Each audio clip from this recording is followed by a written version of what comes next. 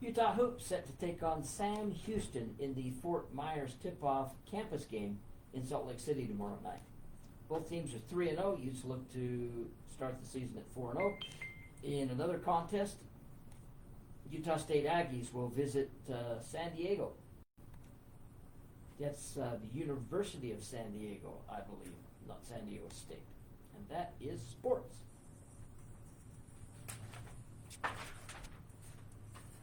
It is Wired Wednesday, and our apologies as we start the show to you, MJ, because you're with two people who are anything but wired today.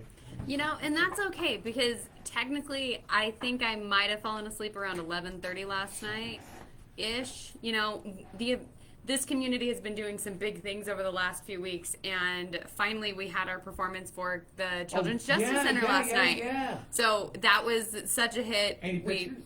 Oh, plenty of pictures. Everything is on Facebook so far. I definitely had the most makeup on out of most of the crowd, but it was a lot of fun. We raised some good money for a good cause. A quick shout out to the committee who runs all of that and all of the decorating that happened, all of the dancers and the community member dancers and the pros. Like, everybody put such hard work into this. Just thank you guys so much, and thank you for allowing me to be a part of it. It was really great to step up and help the Iron County Children's Justice Center. This Wired Wednesday is really focused on kind of what's going on in Iron County right now and trying to be the most informative that we can be. Right now, the Utah Farm Bureau Federation is having their state convention, which goes, I believe it's at the USU, that's the one in Orem, Ogden.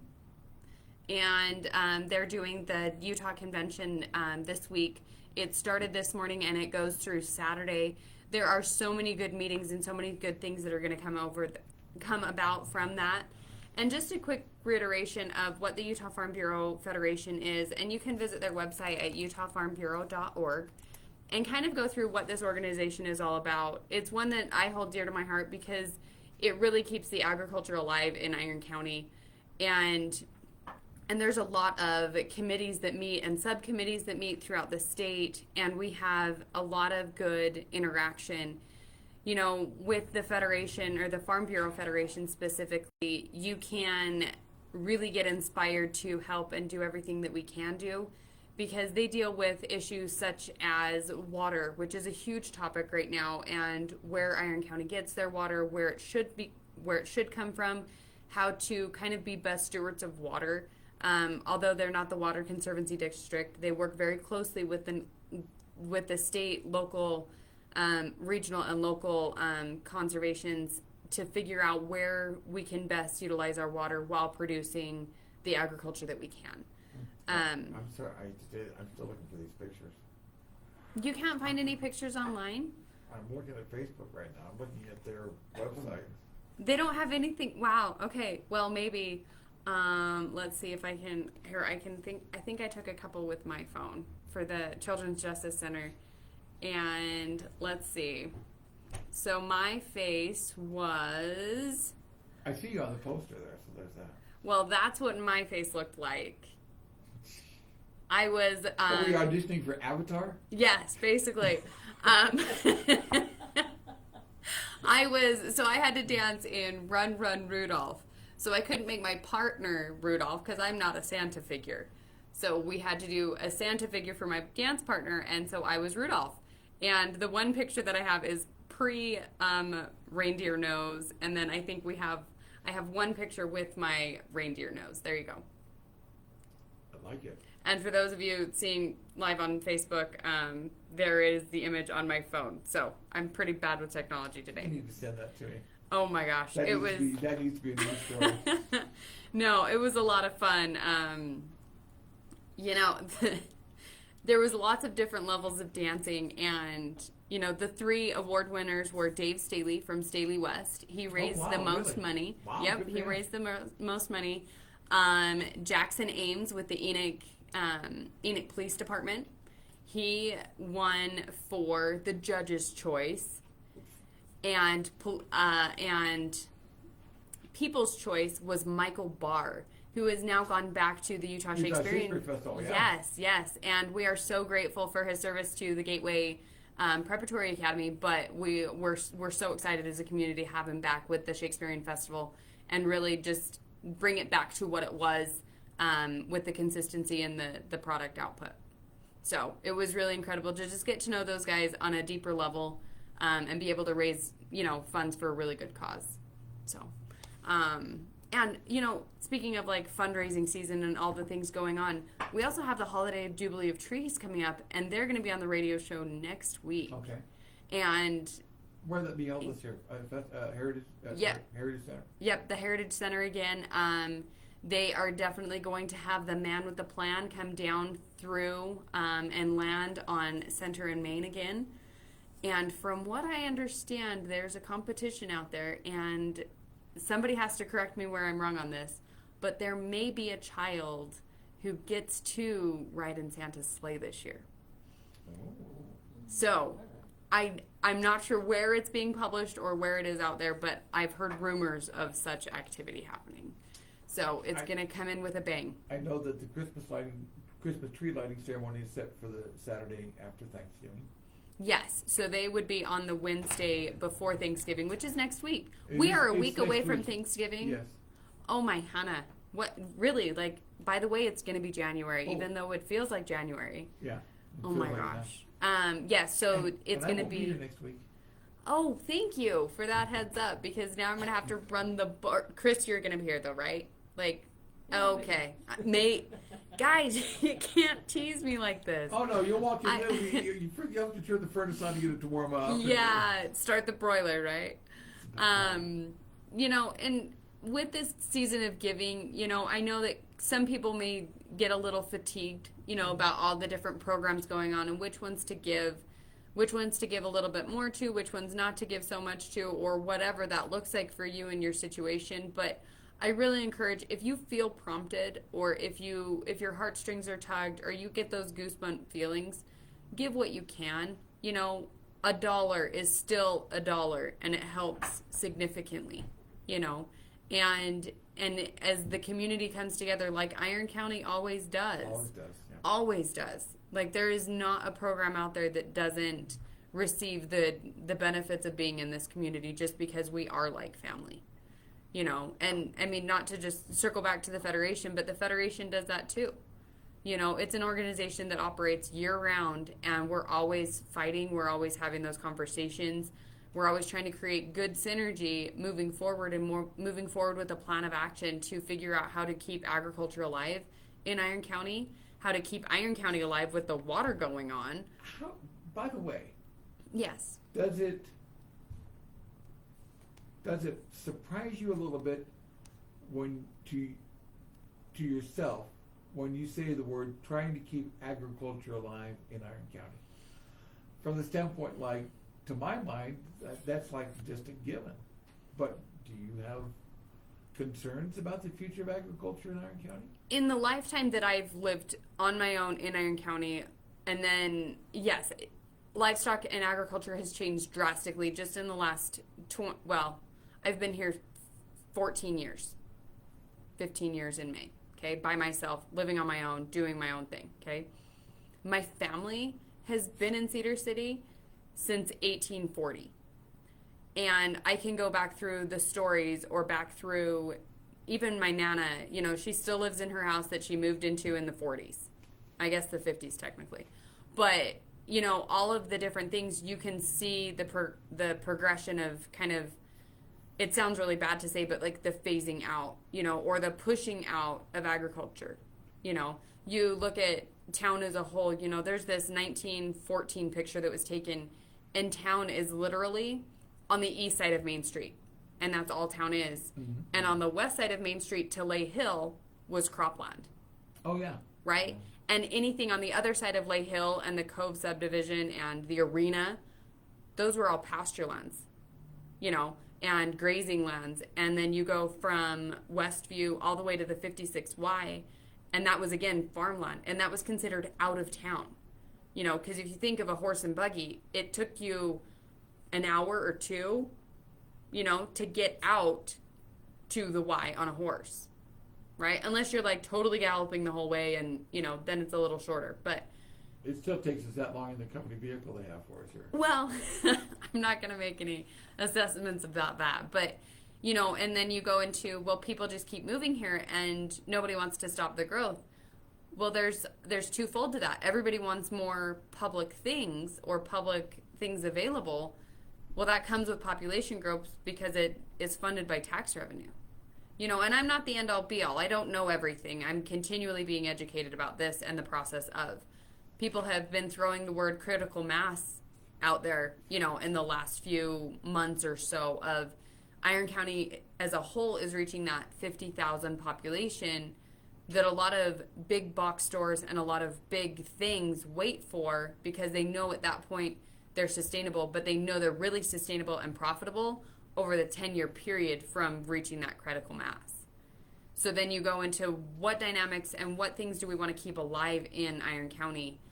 And I mean, I've talked about it before. There's that Vision Iron County that's going on where there's 10 or 11 subcommittees of very specific things.